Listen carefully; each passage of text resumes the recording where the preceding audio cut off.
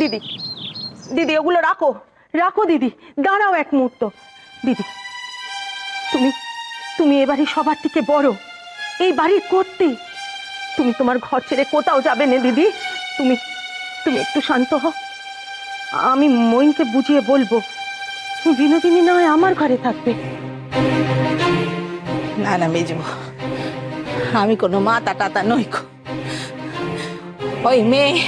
ওই মেয়ে করতে আমার যা সম্মান হয়েছে, তারপরে আমাকে করতে বলা কাজে নেই। কাজে আমি এই গুদাম করেই থাকবো। ও বাবা, বাক্সটা খোলো দেখি, খোলো। সে আমি খুলছি মা, কিন্তু এই গোদাম ঘরে আপনার সাথে আমিও থাকবো। সে কি কথা? আমার 3 কালকে এক কালে টেকেছে। এই শরীরটা কোন রকম এক জায়গায় এলিয়ে দিলেই চললো। তোমার কচি বয়স, তোমার তো কষ্ট সহ্য হবে নাকি? না না না না। মা তুমি সব কি শুরু করলে বলো তো? ও গুদাম ঘরে কোনো মানুষ থাকতে পারে নাকি? আর তোমরা কেউ তো তাকে ওখানে পাঠাওনি। বিনোদিনী নিজের ইচ্ছায় সেখানে গেছে। সেটাও তো চালাকি ছিল। সে ভালো করে জানতো ওই গুদাম ঘরে গিয়ে থাকলে মহিন্দা অশান্তি করবে, আর সে তার চালাকিতে তার চেষ্টায় সফল হয়েছে। এরপরেও যদি তাকে তোমরা আরো বেশি আশকারা দাও, সে কিন্তু মাথায় উঠে বসবে। তাই তোমার অত ভালো মানুষই করে তোমার গুদাম ঘরে গিয়ে থাকার কোনো দরকারই নেই। আমিও তো সেই কথাই বলছি দিদি, এগুলো দাও দেখি আমার হাতে। না দিদি, তুমি আমার ঘরে চলো, আমরা দুটি বোনে আজকে থেকে ওই ঘরেই থাকবো দিদি, কোনো অসুবিধা হবে না। দেখো না মেজবো না, আমি মাঝে মাঝে রাতে উঠি, তোমার অসুবিধে হবে। কোনো অসুবিধা হবে না দিদি, এই আমার মাথার দিব্যি রইলো, আর একটা কথাও তুমি বলতে পারবে না।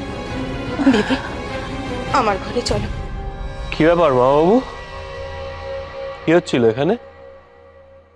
এভাবে জিনিসপত্র অগোছালো হয়ে পড়ে আছে কেন? কি হলো ছোট কাকিমা, বলুন। এতক্ষণ তো খুব গলার চোট দেখাচ্ছিলেন। কি ব্যাপার? আমি তো জানতে চাইলাম নাকি যে জিনিসগুলো এইভাবে পড়ে আছে কেন। বেশ, আপনারা বলবেন না তাই তো? আর কি ছিল এখানে? সরজু, তুমি তো এখানে ছিলে, আমার আড়াল থেকে বেরিয়ে এসো। দিদি, সর্বনাশ হয়ে গেল দিদি। তুমি তো পুরোটা দেখেছো, তুমি আমার পরিষ্কার করে খুলে বলো তো কি হয়েছে এখানে। হতবাকি একবার মুখ খুলে দেখুক না, হামান দিশা ছেঁচে রেখে দেবো না ওকে। তোমার কোনো ভয় নেই, তুমি আমাকে বলো তো এখানে ঠিক কি ঘটেছিল? এইভাবে এখানে বই কাপড় জামা পড়ে রয়েছে কেন? এত চেঁচামেচি বা হচ্ছিল কেন এখানে? মার মামা বাবু বিনোদিনীর পুটলিটা তল্লাশি করছিলেন।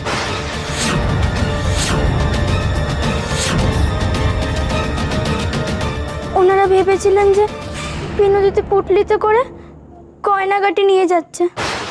এত বড় স্পর্ধা, এত বড় দুঃসাহস!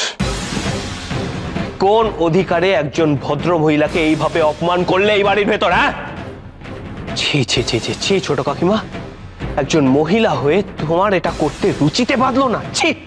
ছেড়ে দিন মহেন্দ্র বাবু, এর হিসেব একদিন না একদিন আমি মিটিয়েই নেব। আপনি নিজেকে এসব নোংরামিতে জড়াবেন না। চলুন, বেলা থাকতে থাকতে আমরা রওনা দেব। না, তার আর কোনো প্রয়োজন নেই। মা কাকিমা আমার শর্ত মেনে নিয়েছে। তুমি এখন থেকে আবার এই বাড়িতে সসম্মানে থাকতে পারো। মা তোমার জন্য নিজের ঘরটা পর্যন্ত ছেড়ে দিয়েছেন। আমি জানতাম এরকমই কিছু একটা হতে চলেছে। এবার বলো, তোমার আর কোনো ক্ষোভ নেই তো? না না, আমার আর কোনো ক্ষোভ নেই। মহেন্দ্র বাবু একটু দাঁড়ান, আমি ওই জিনিস কটা একটু গুছিয়ে নিই।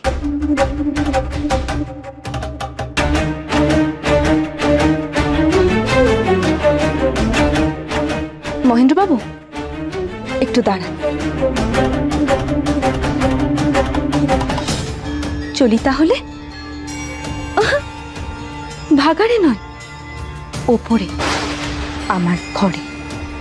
আমার নামও বিনোদিনী দাসী। এই ঘটনার একটা হিসেব মেটাবো, তারপর ছাড়বো।